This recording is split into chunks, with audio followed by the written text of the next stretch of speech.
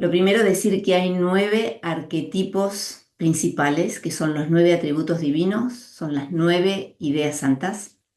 Esto quiere decir que en el momento en que nacemos, encarnamos la energía de uno de estos arquetipos maestros, una de estas ideas santas. Con esto quiero decir, nuestro eneatipo no es innato, no es adquirido. No se desarrolla durante la vida. Uno nace con ese eneatipo. ¿Por qué? Porque este eneatipo es la sombra de la idea santa.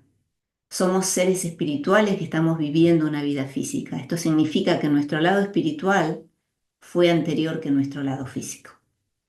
Por eso, el objetivo real de conocer el eneatipo, al menos desde el punto de vista del eneagrama sufi, es que puedas reconectar con tu propio ser divino.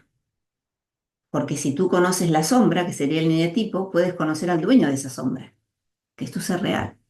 Por supuesto, uno puede estudiar eneatipos sin considerar la parte espiritual. Y yo creo que igualmente es valioso. Es valioso estudiar los eneatipos, aunque uno no tome en cuenta lo espiritual, porque se ve muy claramente cómo se ve tu prisión. Incluso el eneagrama psicológico te puede dar herramientas para sobrevivir en la prisión sufriendo menos. Eso seguro. Pero si tu motivación es reconectar con tu realidad, si tu motivación es la verdad, si tu motivación es ser libre, a través del conocimiento de los eneatipos, además de conocer la prisión, vas a aprender a escapar de la prisión. Como dije antes, la estructura del ego se creó por la pérdida de contacto con tu ser. Y este ego está basado en estas imágenes que se crean para compensar el nivel basal, este sentimiento de carencia, ¿no? Para llenar este vacío interno debido a la desconexión entre la conciencia y la idea santa.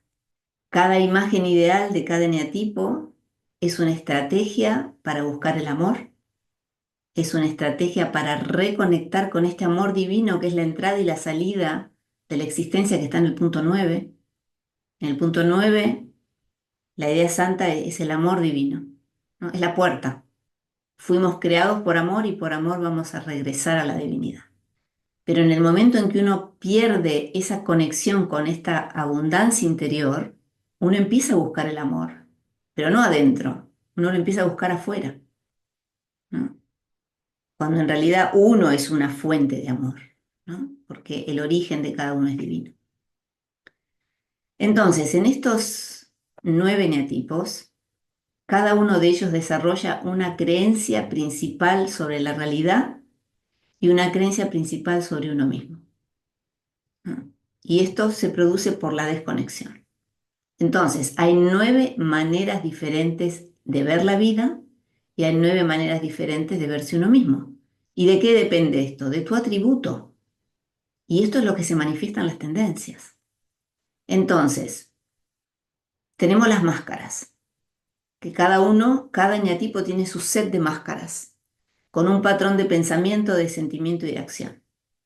Y esas máscaras de cada eneatipo necesitan ser observadas y necesitan ser, podríamos decir, desmontadas, desambladas, ¿no? Y uno las observa porque están tomando la posición de tu verdadera identidad.